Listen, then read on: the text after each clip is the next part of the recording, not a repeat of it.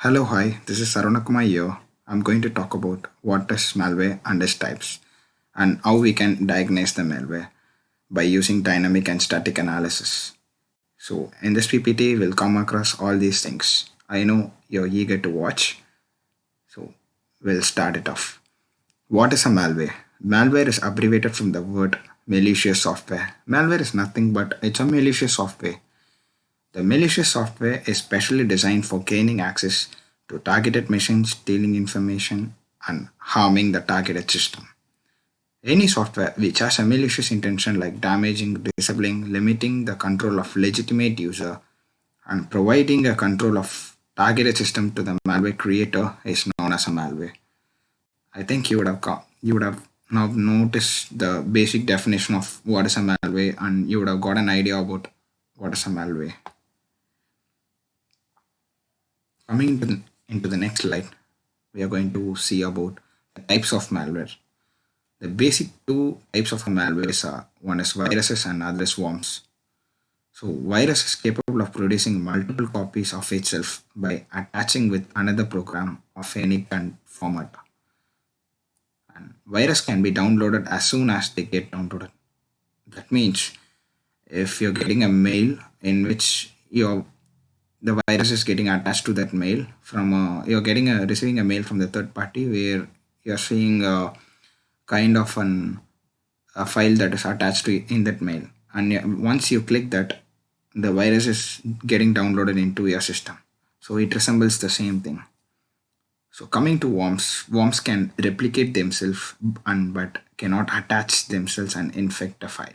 So worms can replicate themselves without any user intervention, but viruses needs user intervention to self-replicate. So this is the basic differences between viruses and worms. And worms can propagate using file format and spread across the infected network, which virus is not capable of. So now in the next slide, we are going to see about Trojans. So you have a look at it. Let me give you a few seconds.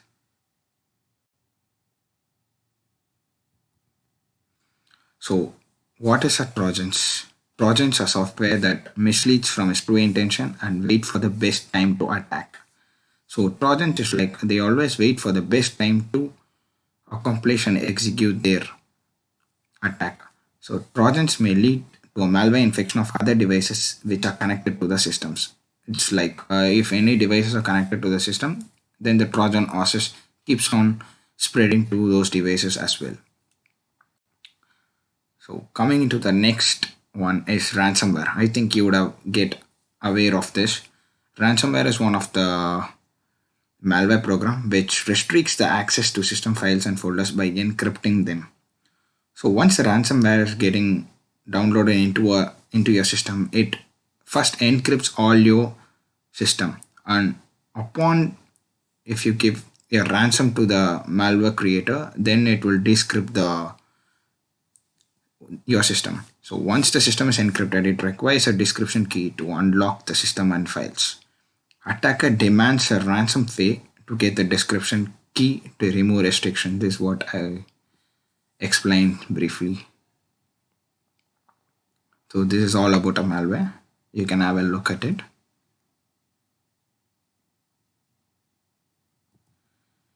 Here, the new topic is scare. Scare malware designed to frighten an infected user into buying something. It's usually a user interface that makes it looks like antivirus or other security program. So what they meant here is, I know you guys will surf a lot. So when you do surfing, you would have come across a kind of a AV setup that pops into the system and shows you that your system is infected with 10,000 or 20,000 files. So they will recommend you to download or pay something to get all your files cleared. You would have come across, I think so. If you are a computer tech guy, you would have come across this. So this is a kind of a scareware that I'm telling now. It informs user that there is a malicious code on the system and that the only way to get rid of it is to buy the software. When in reality, the software itself selling does nothing more than remove the scareware. So Coming to social engineering, this is one of the broad topic that it's always in the discussion. So social engineering is an act of stealing information from the humans, as it does not have any interaction with the targeted system as or a network. It is considered as a non-technical attack. So previously we have seen across 3 to 5 attacks that is like technical attacks, and social engineering is a non-technical attack. It's an art of convincing the target to reveal informations. So it's like convincing the innocent people to reveal the informations. So the next point is people are careless and unaware of sharing the personal information to unknown people through social media. So basically, it's like we are unaware and we are sharing the our personal information through social media. So next, in the next slide, we'll see the phases of social engineering. It's like social engineering attacks are not complex attacks which does not require a technical knowledge. It is access stealing information from other people. So coming into research, the research phase includes a collection of information about the target organization. It may be collected by dumpster driving, scanning websites of the organization, finding information on the internet, gathering information from the employees of the target organization. In the research phase, you would have seen these things. So the next stage is like select target. So now the attacker is going to select what target that they're going to attack. So attacker selects the target among the other employees of organization. A frustrated target is more preferred as easy to reveal information from him. In the next phase, we are going to see the relationship.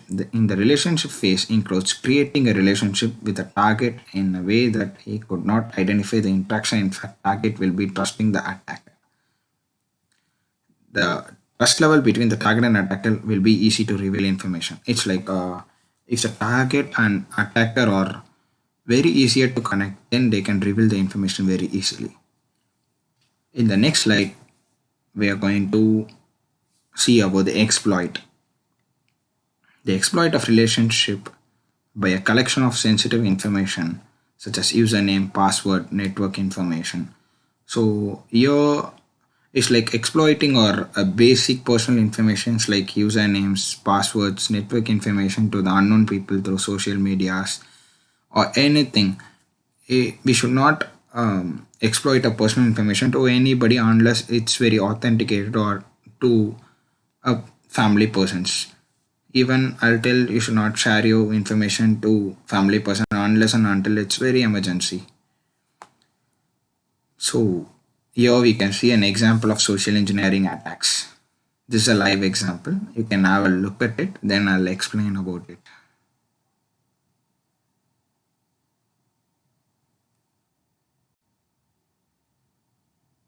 Okay. So it's like convincing the friend that I would help fix the computer. Imagine that you are calling any computer center guy to fix your bug in the computer. He come to your house and he tells that I'll fix your computer. Then the people inherently wanted to trust and will believe someone when they want to helpful. Fixed minor problems. He is coming and he is fixing the minor problems on your computer and secretly installing remote control software into your system that you're not unaware of it. Now, I have total access to the computer through Ultra VNC viewer. So it's like he's getting the total access of your computer. So we should be very aware of the situations if anyone is working on a computer or repairing a computer. This is one of the kind of social engineering example that we should be very aware of. So now we talked about the types of malware and the social engineering. On the next slide, we're going to talk about the phishing attacks, which is the same as social engineering, but quite different thing. We'll see it in the next slide.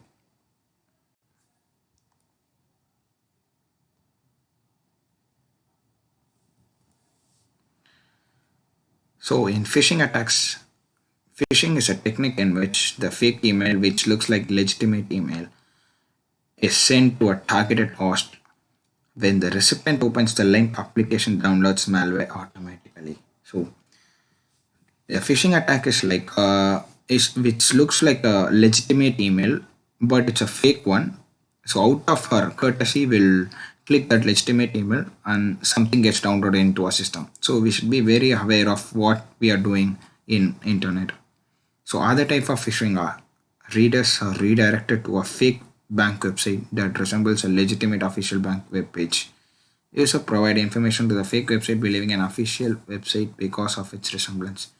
Please have a look at the second point, which clearly explains our innocence, and like we should be very aware of the situation that way we are giving a personal information. If we are going to the any kind of search engine and typing xyzbank.com, we should be very aware of that whether the web page is very legitimate, that so that we are giving a credential details like credit card or debit card pin number and our details in that website. So we should be very aware of it.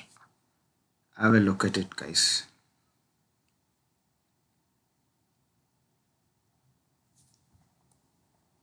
So coming into the next slide, here we can see an example of a phishing attack. So like I said, it's like XYZ Bank, which gives a face link given for login. The scammer tricks to swindle user information. If we click that login page and go to that kiwibank.com, for example, I'm taking a Kiwi Bank, so I don't know. So in the Kiwi Bank, this is a fake information. So when we log in into it, it connects to a fake web page and we give all our details. Then our credential will get lost. So we should be very aware of what banking website that we are in, and we should double check and we should sign into it and we should enter our personal informations. So till now, we talked about malware and its types and about social engineering and phishing. Be clear, guys. So next we are going to talk about malware, how malware is propagating and the ways of malware propagation.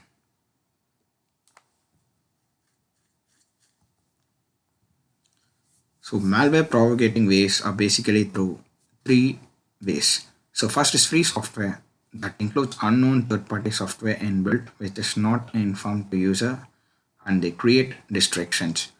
Whenever we get any free software from any places, we should be very aware that they only legitimate software and there is no third-party softwares are getting inbuilt into it. And the second part is removable media. The malware can propagate to removable media through USB CDs and DVDs. So whenever you inject your USB into your system, please be aware that there is no malware in that USB, pen drives, etc. So not using proper antivirus. This is one of the foremost point that I'll always recommend all you guys to use a proper antivirus and always update the antivirus search engine. So antivirus will identify the potential threats and update user regarding the malware found. So if you have a proper antivirus, it will get update and update regarding the malware found. So these are the three malware propagating ways. Use your malware, proper antivirus, use a proper pen drives, and don't use any free softwares unless and until it is very safe to you. Why we need to analyze a malware? So here comes the question to everybody.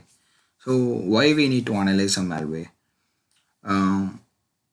It's like diagnosing a type of a malware, diagnosing the threat severity. Some malwares are low in threat, some malwares are high in threat. For example, a keylogger which will keylogs all your informations and sends to the malware creator. So we should be very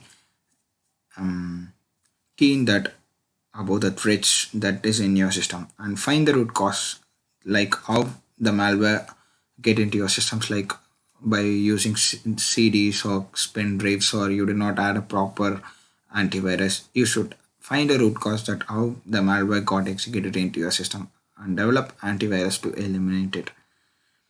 So these are the four basic points that which you need to analyze a malware.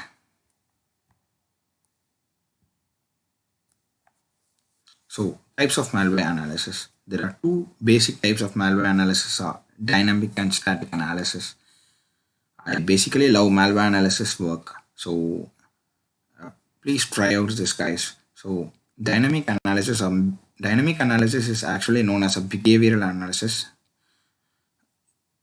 So dynamic analysis of behavioral analysis is performed by executing the malware on a host and observing the behavior of a malware. These behavior analyses are performed in virtual box setup environment or a VMware. So dynamic analysis is like you are checking the behavior of the analysis after executing it, and it is often done in a very proper setup like VirtualBox or VMware. So coming to static analysis or code analysis are performed by fragmenting the resources of binary file without executing it and study each component. So now you would have come across the basic differences between a dynamic and static analysis.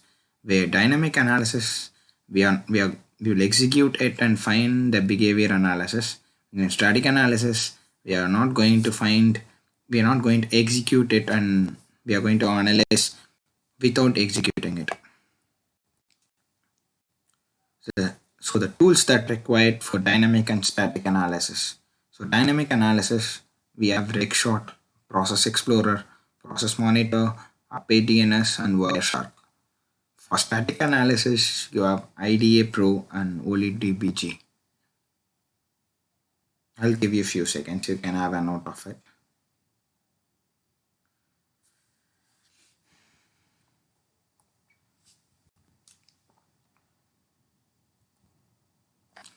So Rickshot is one of the four most important tool for dynamic analysis.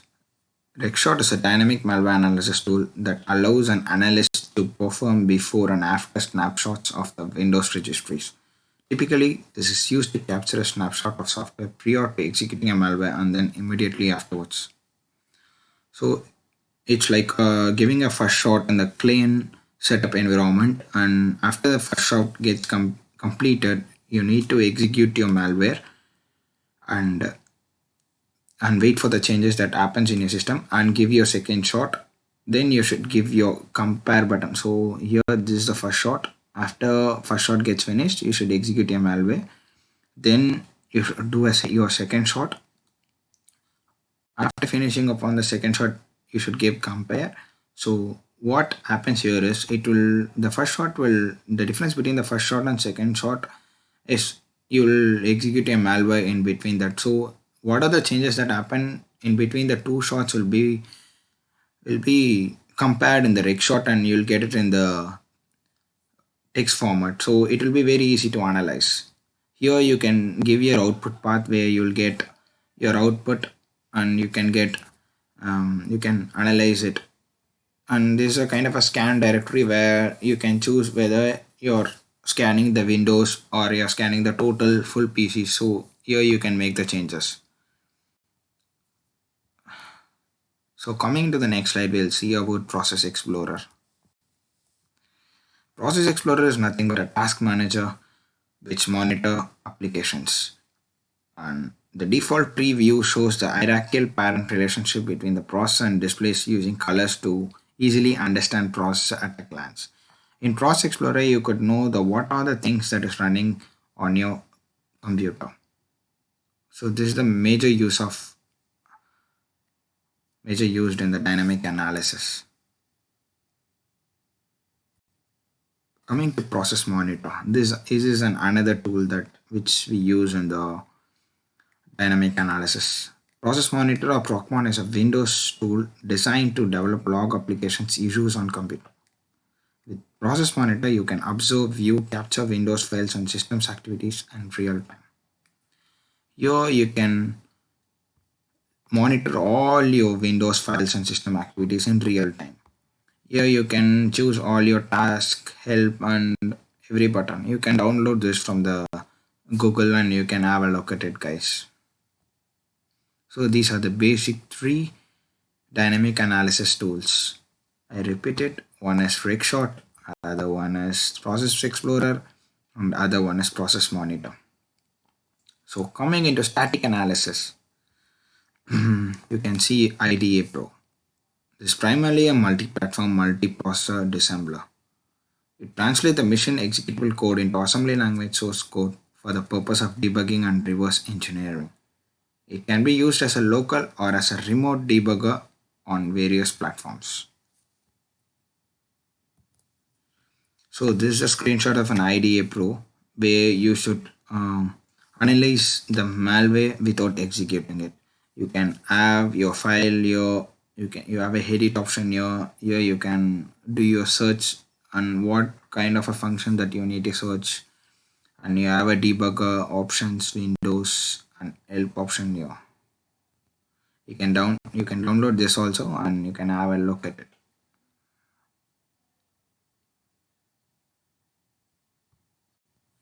So how to set up your computer to run a malware?